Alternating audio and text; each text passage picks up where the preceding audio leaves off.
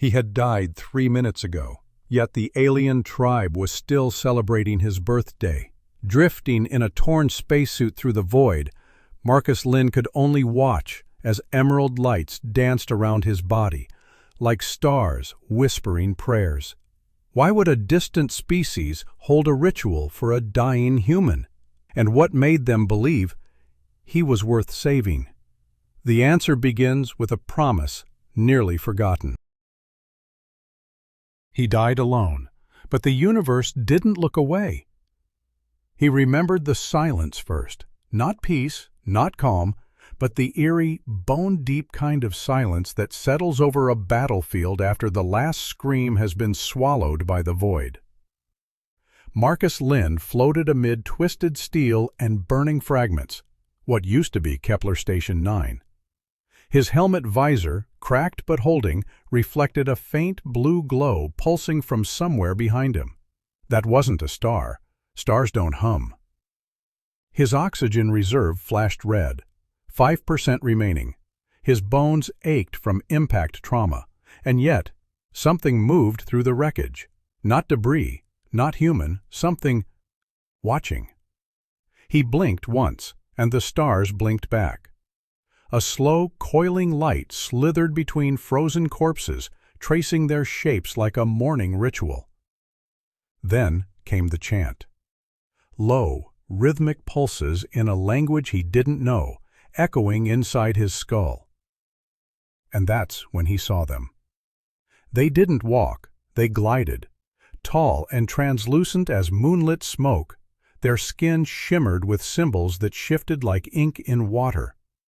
One extended a hand, not made of fingers, but fractal strands of light and fluid, and touched his forehead.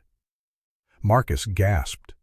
He was no longer drifting, he was standing, barefoot on a warm surface that pulsed like the floor itself was breathing. All around him, alien figures bowed in silence.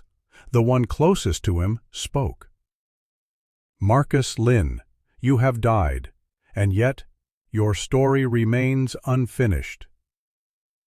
What followed wasn't a rescue. It was something far stranger, something only the Solari would do. And it began with a question no human had ever heard before. Is your soul ready to return what was once given? They didn't save him out of kindness. They saved him because they believed in something far more dangerous, humanity.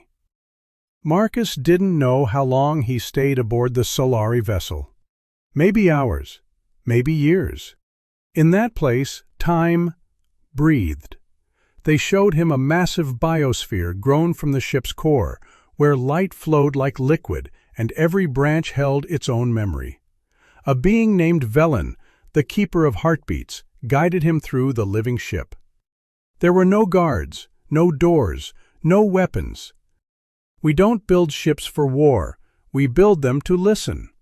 Velen said, not with words, but directly into Marcus's mind.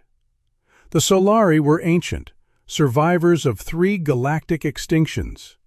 They chose not to conquer, not to expand, not even to retaliate.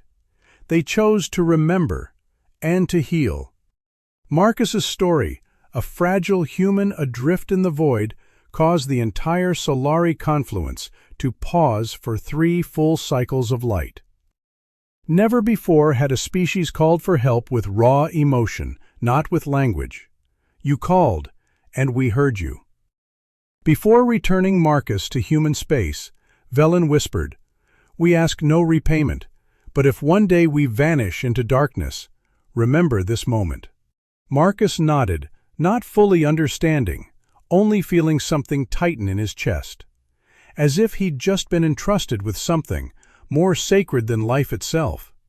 And 50 years later, that call would echo once more.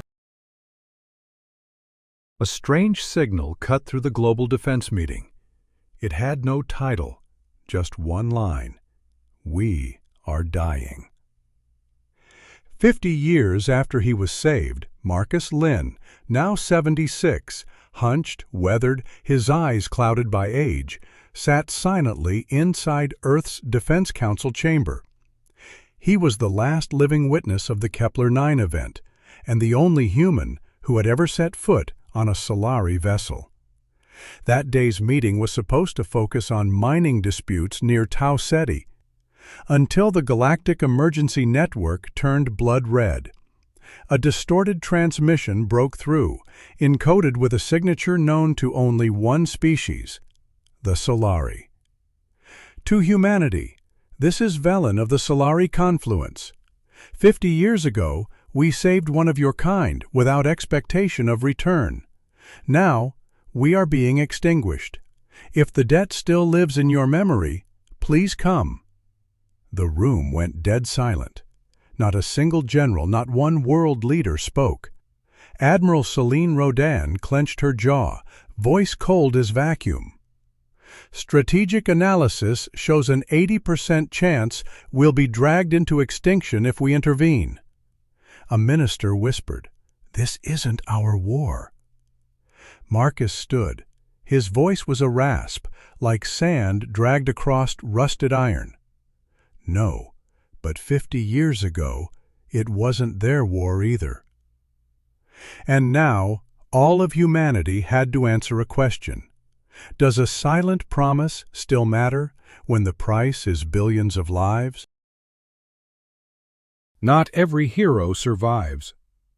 No one in that briefing room truly believed Earth would answer the distress call of an alien race light years away, but they did.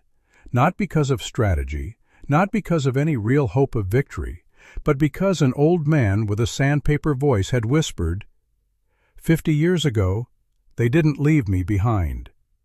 And so humanity, on a whim no star system could explain, lit the engines of war. War didn't break out. It crashed in, like a tidal wave, merciless and without warning. Humanity's fleet, smaller, weaker, acted like something the galaxy had never seen, madness incarnate.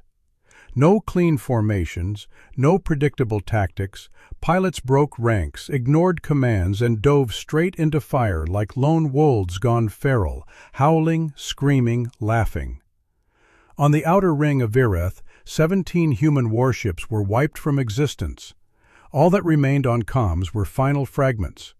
"We're making a path. Fly through me. For Velen, for Marcus, for the ones who didn't forget." 3,217 souls never returned. Their names burned away in the stars, but the promise, the insane promise Marcus carried on his shoulders, remained. He stood at the edge of the medbay where Velen, his friend, his savior, the last symbol of a species that once healed the galaxy, was fading. The Solari's bioluminescent skin dimmed, strand by strand, like constellations being snuffed out one star at a time. "We lived because you remembered," Velen whispered, not in words but in a faint shimmer of light brushing across Marcus's forehead, and then darkness. No explosion, no screams, just silence. Hours later, the last ships of the Genocide Empire were gone, not because of superior firepower, but because of tactics so chaotic they defied prediction. Humans faked their deaths, only to rise from the far side of an ice moon. They broadcast false signals, tricking entire enemy squadrons into a trap shaped like a broken star. Unorthodox, uncontrollable, unthinkable, humanity had won. But there was no celebration, no music, only a long, bitter list of names transmitted from shattered ships. At the top of the list was a message Marcus had written hours before the final assault.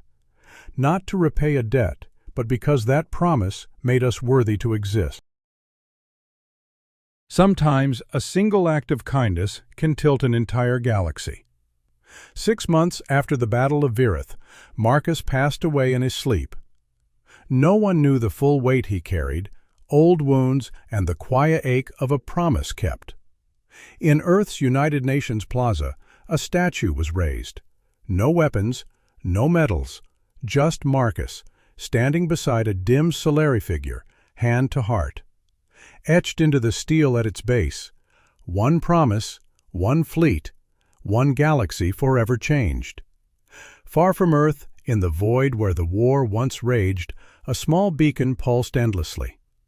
It broadcasted Marcus's final message across the stars. We owed a kindness, and we repaid it, with blood, with steel, and with compassion. One quiet day, a weathered alien vessel drifted nearby. Its receiver caught the signal. A simple line lit up the onboard screen. If you are in despair, send a signal. We do not let anyone die alone in the dark. No trumpets, no cheers, only silence, as if the stars themselves were bowing. For the first time in recorded history, the galaxy remembered something new. Humanity does not conquer. Humanity keeps its word.